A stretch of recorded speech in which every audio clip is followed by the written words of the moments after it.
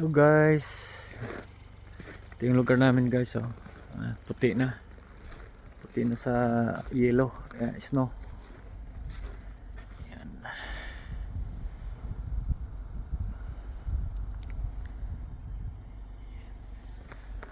Yan, trees.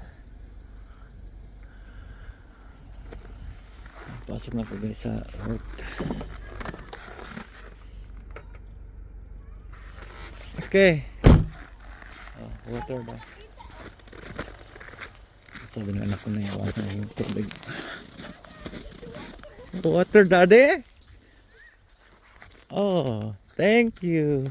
Sarado niya, ilak niya yung pinto. Oh.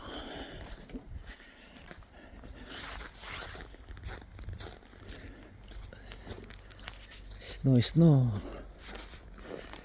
Yan.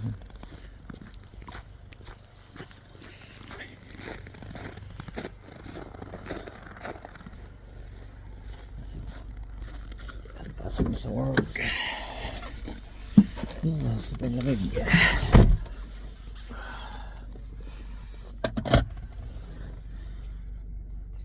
Yan lang guys. Share ko lang sa inyo guys yung lugar dito sa Canada guys. Napakalamig.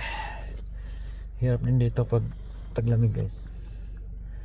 Wala kang makitang kapitbahay. Nasa loob ng ng bahay dahil hindi makagala. Kahit na summer din. Hindi mo rin makikita yung kapitbahay dahil busy lahat trabaho. Sige guys, bye bye guys.